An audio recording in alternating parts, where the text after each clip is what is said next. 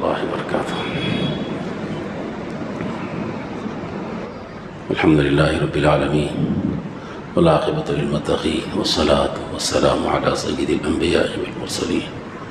أما بعد، فقد قال الله عز وجل: أعوذ بالله من الشيطان الرجيم، بسم الله الرحمن الرحيم: والذين لا يدعون مع الله إلها آخر. آمنت بالله، صدق الله العظيم. اللهم صل على سيدنا محمد وعلى آل سيدنا محمد وبارك وسلم. اللهم صل على سيدنا محمد وعلى آل سيدنا محمد وبارك وسلم. اللهم صل على سيدنا محمد وعلى آل سيدنا محمد وبارك وسلم. محترم حاضرین کرام، گزشتہ آپ نے اصحاب کہف کے بارے میں سنا تھا کہ یہ لوگ اپنے ایمان کو اور توحید کو بچانے کے لیے اپنے گھروں کو چھوڑ کر غار میں پناہ لیے تھے، توحید کے لیے، وحدانیت کے لیے، بت پرستی اور شرک سے بچنے کے لیے یہ کام انہوں نے کیا تھا، آرام اور راحت کو چھوڑ دیا تھا اور جنگل میں غار میں جا کے پناہ لی تھی۔ اللہ پاک نے ان کا قصہ قرآن مجید میں بیان کیا سورہ کہف میں۔ دوستو، توحید بہت بڑی چیز ہے۔ ایک اللہ کو ماننا، آدمی کے ساتھ کچھ بھی ہو جائے لیکن توحید نہ چھوڑے، حتیٰ کہ جان جا رہی ہو تو ٹھیک ہے، اپنے ایمان کو، وحدانیت کو بچا لے تو آدمی کامیاب ہو گیا۔ یہی وہ بات ہے جس میں رسول اللہ صلی اللہ علیہ وسلم نے فرمایا کہ اس نے لا الہ الا اللہ اخلاص کے ساتھ کہہ دیا وہ جنت میں داخل ہوا، مرتے وقت میں کلمہ نصیب ہو گیا، وحدانیت مل گئی، اس کو توحید و رسالت مل گئی، کامیاب ہو گیا۔ نہیں ملی تو پھر وہ آدمی ناکام گیا دنیا سے، چاہے کچھ بھی تھا اس کے پاس۔ اللہ پاک نے اپنے خاص بندوں کی نشانی اور ان کی تعریف کرتے بات ارشاد فرمائی: رحمان کے بندے وہ ہیں جو اللہ کے علاوہ کسی کو اپنا معبود نہیں قرار دیتے۔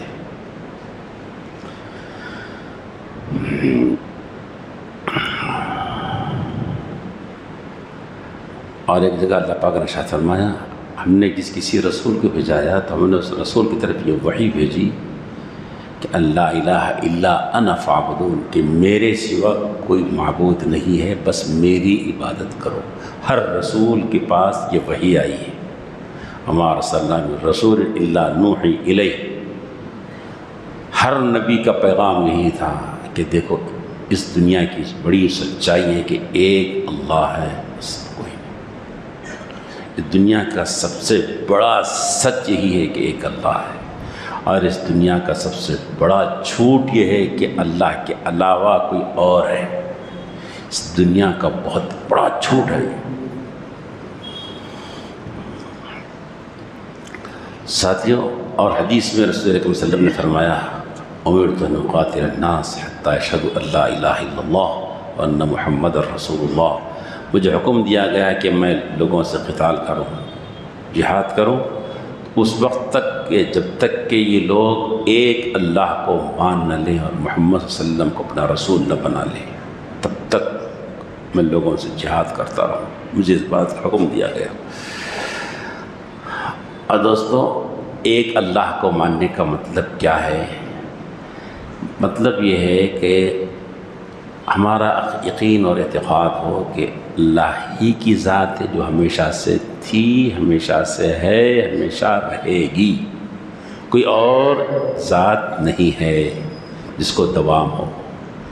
ایک دوسری بات اس کو ماننا ہے کہ یہ کائنات کا پیدا کرنے والا اللہ ہی ہے اکیلے، کوئی اور اس میں شریک و صحیح نہیں ہے۔ کائنات کی ہر چیز انہی کی پیدا کی ہوئی ہے، کسی اور کی نہیں ہے۔ یہ دوسری چیز ہے۔ تیسری چیز اس بات کو ماننا ہے اس کائنات میں جو ہو رہا ہے عمل، یعنی بارش ہو رہی ہے، دھوپ نکل رہی ہے، ٹھنڈی ہوائیں چل رہی ہیں، کھا رہے ہیں، پی رہے ہیں، مر رہے ہیں، جی رہے ہیں۔ جو کچھ ہو رہا ہے کائنات میں، جو ہو رہا ہے وہ سب اللہ کی طرف سے ہو رہا ہے، کوئی اور اس میں شریک نہیں۔ یہ تیسری چیز ہے۔ اور چوتھی چیز توحید کے اندر یہ بات ہے، اللہ ہی ہمارے معبود ہیں، اللہ ہی کے سامنے ہم اپنا سر جھکائیں گے، اللہ ہی کی ہم عبادت کریں گے۔ یہ چوتھی چیز ہے، کسی اور کی عبادت نہیں کریں گے ہم۔ اس کے مقابل میں شرک اس بات کا نام ہے کہ اللہ کے علاوہ بھی کسی کو موجود مانے ہم۔ شرک فی ذات نہیں، کوئی اور کو سمجھے کہ یہ بھی شروع سے ہے اور آخر تک رہے گا، کسی اور کو سمجھے تو شرک ہے اللہ کی ذات میں۔ اسی طرح اگر کائنات کی تخلیق میں کسی اور کو سمجھ رہے ہیں کہ یہ بھی فلاں نے پیدا کی ہے، یہ فلاں نے پیدا کی ہے، یہ بھی شرک میں ہے، شرک کی بھی قسم ہے۔ اسی طرح ہم اپنا سر کسی اور کے سامنے جھکاتے ہیں، کسی اور سے نظر و نیاز مانتے ہیں، یہ بھی شرک ہے۔ عبادت صرف اللہ ہی کی ہوگی، معبود صرف وہ ایک ہی ذات ہے، لا الہ الا اللہ، اللہ کے علاوہ کوئی معبود نہیں، کوئی نہیں۔ نہ چاند ہے، نہ سورج ہے، نہ ستارے ہیں، نہ پہاڑ ہیں، نہ اژدہے ہیں، نہ جھاڑ ہیں، نہ کوئی دیوی و دیوتا ہے، نہ کوئی بت ہے، نہ کوئی پتھر ہے، نہ آسمان ہے، نہ زمین ہے، کوئی بھی عبادت کے لائق نہیں ہے۔ ایک ہی ذات ہے جو اللہ کی، جس کی عبادت کی جا سکتی ہے۔ اگر ان چیزوں کو جو میں نے آپ کو بتائی، اگر اس کو اس کے سامنے سر جھکایا، اس سے نظر نیاز مانا، تو یہ شرک فی العبادت ہے۔ نہیں، اس کائنات اللہ کے سوا کوئی نہیں، چاند و سورج نہیں ہے، کوئی چیز نہیں ہے جس کی عبادت کی جائے، ایک اللہ ہی کی عبادت کی جا سکتی ہے۔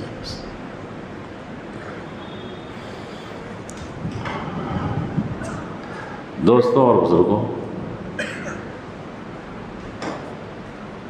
دور اول کے مشرکین بھی اس بات کے معترف تھے کہ آسمان و زمین کو کس نے بنایا، تو وہ بھی بولتے تھے کہ اللہ۔ اللہ پاک نے ارشاد فرمایا، قل من رب السماوات السبع والارض ومن فیہن، آسمان و زمین کا رب کون ہے، پوچھو آپ ان لوگوں سے، سیقولون اللہ، وہ کہیں گے کہ اللہ ہے۔ آپ ان سے پوچھیے آسمان و زمین کی بادشاہت کس کی ہے، تو وہ بولیں گے اللہ۔ مشرکین بھی بولتے تھے۔ گڑبڑ کہاں ہوتی تھی ان سے؟ گڑبڑ یہ ہوتی تھی، یہ جو ہو رہا ہے کائنات میں، اولاد کا ہونا، خوشیوں کا مل جانا، غموں کا آ جانا، بارش کا ہونا، نقصانات کا ہونا، یہ جو کائنات میں عمل چل رہا ہے، یہ کسی اور کا ہے۔ اس دور کے مشرکین نے بھی یہ غلطی کی، موجودہ دور کے مشرکین بھی یہ کر رہے ہیں، اور معاف کیجئے موجودہ دور کے بہت سے مسلمان نادانی میں اس شرک میں ملوث ہیں کہ اس سے یہ ہوتا ہے، اس سے یہ ہوتا ہے، اس سے یہ ہوتا ہے۔ اس شرک میں بہت سے مسلمان ملوث ہیں آج بھی، اب بھی۔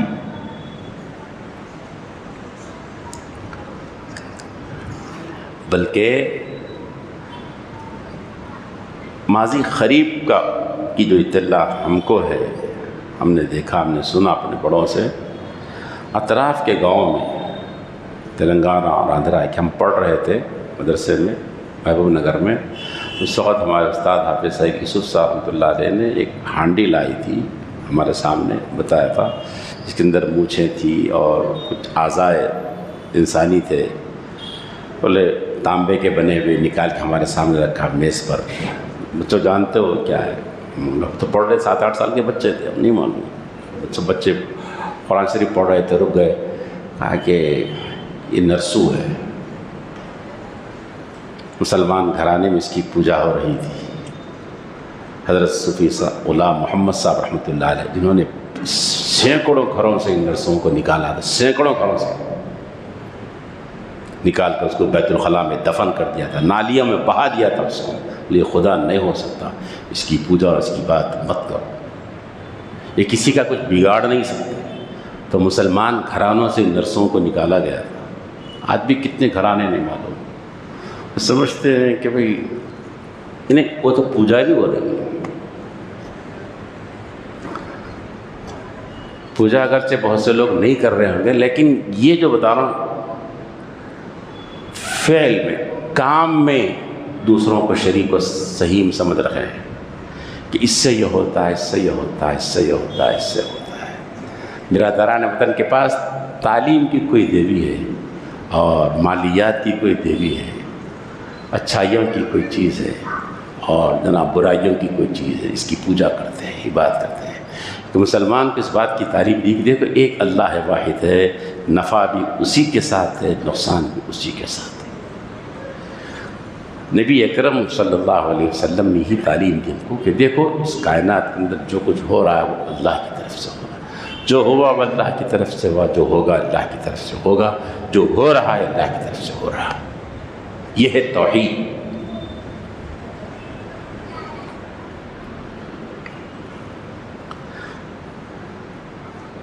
میرے دوستو،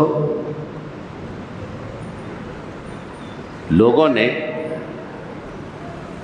ایک بڑے ہیلے اور بہانے تراشے تھے اور یہ کہا تھا کہ اصل معبود تو وہی ہے، معبود تو وہی ہے۔ لیکن جیسے حکومت کے اندر سی ایم پی ایم تو ایک ہوتا ہے، لیکن اس کے اپنے وزراء ہوتے ہیں، لوگوں نے معبودان باطل کو اس کے صحیح مشرک گردانے تھے کہ اس سے یہ ہوتا ہے، اس سے یہ ہوتا ہے، اس سے ہوتا ہے۔ اصل تو وہی اللہ ہی ہے۔ یہ بھی غلط۔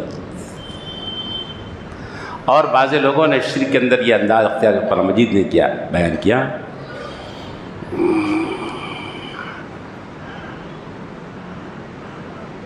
کہ ہم جن اولیاء کی بات کر رہے ہیں، جن معبودوں کی بات کر رہے ہیں، وہ کہے کو کر رہے ہیں، انہوں اللہ بول کے، انہوں معبود بول کے نہیں کر رہے ہیں۔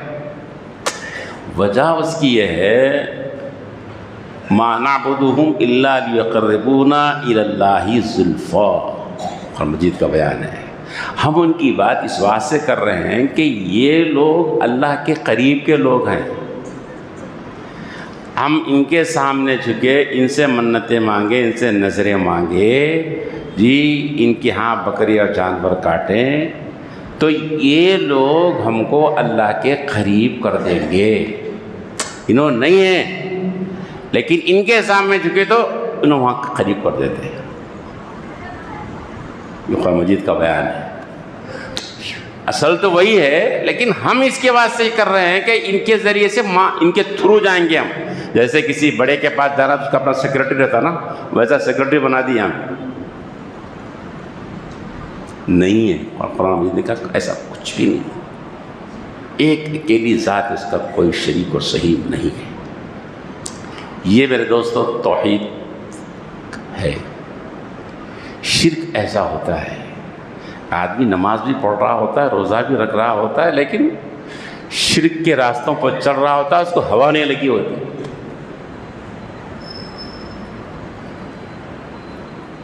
اس لیے حدیث میں کہا گیا شرک ایسے آتا ہے جیسے چونٹی کی رفتار ہے، چونٹی کی پچلنے کی آواز نہیں آتی، اتنے آہستہ سے آدمی کے اندر صراط عقیدوں میں گھس جاتا ہے شرک۔ دوستو اپنے آپ کو شرک سے بچاؤ۔ دیکھو بدعملی لاکھ ہو ہمارے پاس، لیکن عقیدے اگر صحیح ہے، امید ہے کہ نہ ایک دن مالک جہنم سے نکال لیں گے، لیکن عقیدے ہی کا بگاڑ ہے ہمارا یقین ہی غلط ہے۔ ہم سمجھتے ہیں کہ فلاں سے ہمارا کام بن جاتا ہے، فلاں سے ہمارا کام بن جاتا ہے، فلاں سے ہمارا نقصان ہوتا ہے، تو میرے دوست پھر تو عقیدہ ہی گیا نا ہمارا عقیدہ ہی گیا نا میرے دوست۔ عقیدہ اگر بگڑ گیا میرے دوست پھر تو جہنم میں جانا پڑے گا۔ عقیدوں کی حفاظت کرو۔ کچھ بھی کسی سے نہیں ہوتا صرف اللہ سے ہوتا ہے۔ جو ہوا اللہ سے ہوا، جو ہوگا اللہ سے ہوگا، جو ہو رہا ہے اللہ سے ہو رہا ہے۔ یہ ہے ایمان، یہ ہے توحید۔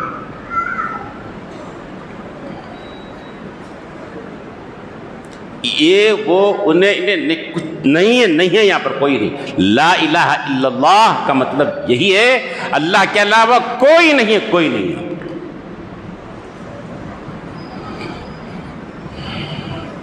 میں نے کہا نا دوستوں اور ساتھیوں، دور اول کے مشرکین بھی ایک اللہ ہی کو، آسمان و زمین کا اللہ ہی کو مانتے تھے، لیکن عملی دنیا میں نفع نقصان میں کسی اور کو شریک و صحیح مانتے تھے۔ آج کے دور کے مشرکین بھی ویسا ہی ہے، اور میں آگے بڑھ کر کہہ رہا ہوں آج کے دور کے بہت سے مسلمان اس شرک میں ملوث ہیں۔ اگر جہاں تک میری آواز جا رہی اگر اس شرک میں ملوث ہے تو توبہ کر لو اس سے۔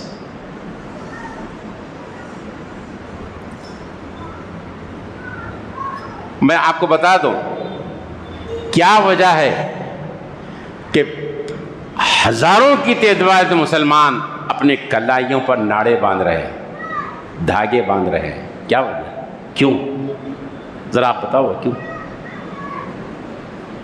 کیوں ہو رہا ہے ایسا ہے؟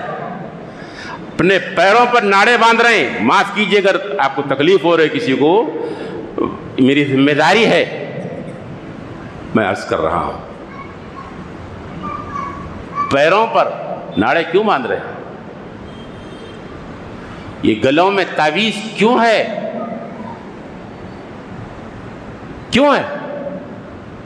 ہاتھوں میں چھلوں کا مقصد کیا ہے؟ نفع نقصان تو نہیں ہے نا؟ نہیں ہے تو ٹھیک ہے، اس سے یہ فائدہ اس سے یہ نقصان تو نہیں ہے نا آپ کا؟ نہیں ہے تو پھر ٹھیک ہے۔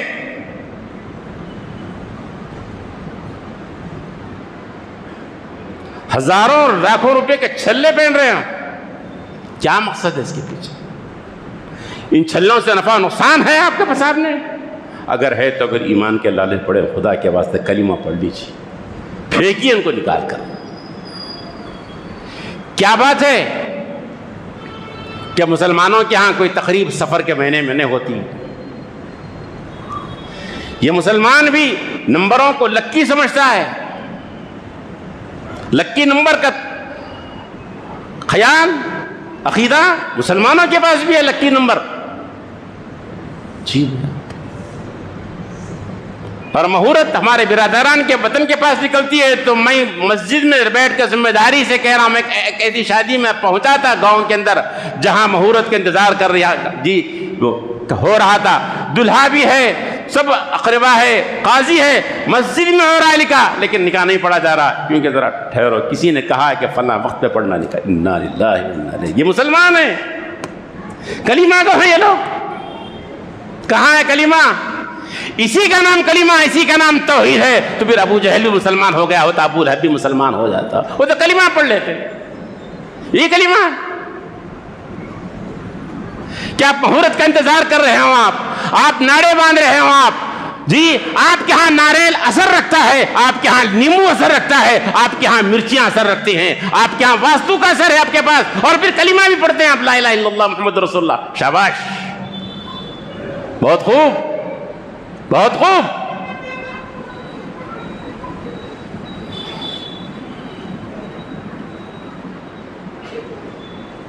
ایک اللہ والے کے پاس ایک پہلوان آئے، قلم حضرت تھانوی علیہ الرحمٰن، کہ مقابلہ ہے میرا فلاں دن فلاں پہلوان سے۔ ٹھیک ہے، اللہ برکت دے، کامیاب کرے جاؤ۔ نہیں، تعویذ دے دو مجھے، تعویذ۔ پہلوان ہے، بہت بڑا پہلوان ہے، اندر سے ایسا ٹوٹا ہوا ہے، دھار گاری اوپر سے، اندر سے ایسا کھوکھلا ہے تعویذ ہونے سے۔ حضرت نے کہا ٹھیک ہے بابا بیٹھو آپ، ایک بات سنو میری، آپ مقابلہ تم دونوں کا ہے نا؟ ہاں انہیں بھی پہلوان تم پہلوان، تم تعویذ لے کے ایک واسطے مقابلہ جیتنے کے واسطے، میں یہ بول رہا ہوں انہیں بھی تمہارا گیس میں جو پہلوان ہے انہیں بھی کوئی تعویذ لا لیا تو اب مقابلہ کس میں ہوگا؟ تعویذوں میں ہوگا نا، تمہارا کہاں مقابلہ رہے گا؟ جس کی تعویذ جتنی بھاری وہ مقابلے میں جیت رہا، بولے کیا ہو رہا ہے بولے۔ اور عقیدہ ایسا بھوجل ہوا ہے، پڑھنے والے طلبہ اپنے بزرگوں کے پاس، بڑوں کے پاس پین لے کے آ رہے ہیں، ذرا آپ پین دو اپنے ہاتھ سے لکھنا، شاباش کام ہو جا رہا، انہیں پین دیو تو کامیاب ہو جاتے۔ اب کیا ہو رہا ہے؟ کیا عقیدہ ہو رہا ہے؟ کلمہ کو کے بچے ہیں یہ، ان کے پیدائش پر اذان و اقامت کہی گئی، کلمہ یہ اللہ اکبر کہتے ہیں لوگ۔ جس نبی کا یہ پیغام تھا، آپ نے فرمایا تھا وَعَلَمْ أَنَّ الْأُمَّةَ إِذَا اجْتَمَعَتْ أَن يَنفَعُوكَ فَلَن يَنفَعُوكَ إِلَّا مَا كَتَبَ اللَّهُ لَكَ۔ یاد رکھو پوری کائنات مل کر، پوری امت مل کر، پوری انسانیت تم کو نفع پہنچانے پر ہے، مگر خدا نہیں چاہے تو نہیں ہو سکتا نفع۔ اور یاد رکھو پوری امت تم کو نقصان پہنچانے پر آئے نہیں ہو سکتا، اور خدا لم یزل ولا یزال اگر نقصان نہیں پہنچانا چاہے نقصان نہیں پہنچ سکتا۔ اس نبی کو ماننے والے، جس نبی کا یہ پیغام تھا، جس نبی نے یہ پیغام امت کو دیا تھا، اس امت کا یہ حال ہے کہ وہ نعرے باندھ رہے ہیں، وہ ناریلوں پہ جا رہے ہیں، ان کے گھروں میں ناریل دفن ہیں، ان کے پاس ان کی چوکھٹوں کے اوپر وہ چیزیں آویزاں ہیں، لگی لٹکی ہوئی ہیں جو غیر مسلموں کے پاس ہیں۔ اسی کا نام ایمان ہے، یہ ہمارے اپنے نبی کی امت ہے، ہم یہ توحید ہے۔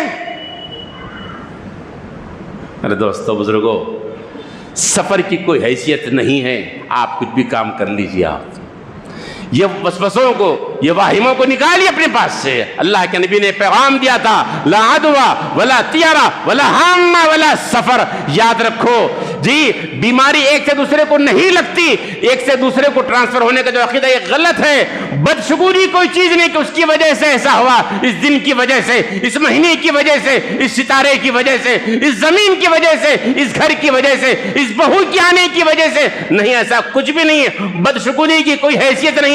اور یاد رکھو سفر، اس کی بھی کوئی حیثیت نہیں کہ سفر کی وجہ سے کوئی نقصان ہو۔ اور یاد رکھو پرندہ الو کی وجہ سے بھی کوئی نقصان نہیں ہوتا وہی جب خدا کا لکھا ہوا ہے۔ ان چیزوں کی کوئی حیثیت نہیں۔ ہمارے نبی کا یہ پیغام ہے، قرآن کا یہ پیغام ہے، ایک اللہ کو پکڑو، نفع وہی سے ہے، نقصان وہی سے۔ ہمارے ساتھ جو ہو رہا، اولاد ہو رہی تو بھی اللہ کی طرف سے، نہیں ہو رہی تو بھی اللہ ہی کی طرف سے، خوشیاں ہمارے گھروں میں تو خدا ہی کی طرف سے، اگر غم ہمارے گھروں پہ آ رہا ہے خدا ہی کی طرف سے، زلزلے آتے ہیں تو خدا ہی کی طرف سے۔ جو کچھ بھی ہو رہا ہے ہماری ذات کے اندر، ہمارے گھروں کے اندر، ہمارے محلوں کے اندر، ہمارے ملک کے اندر، یہ خدا لم یزل ولا یزال ہی کی طرف سے، وہی ایک ذات ہے، اس کے علاوہ کائنات میں کوئی نہیں، نہ نبی ہے، نہ رسول ہے، نہ کوئی نہیں اس دنیا کے اندر۔ نفع نقصان صرف اللہ کے ہاتھ میں۔ اللہ کرے کہ عقیدہ میرے اندر بھی آئے اور آپ کے اندر بھی آئے، اور اس عقیدے پر میرا اور آپ کا جنازہ اٹھے۔ ربنا تقبل منا انک انت السمیع العلیم وتب علینا انک انت التواب الرحیم۔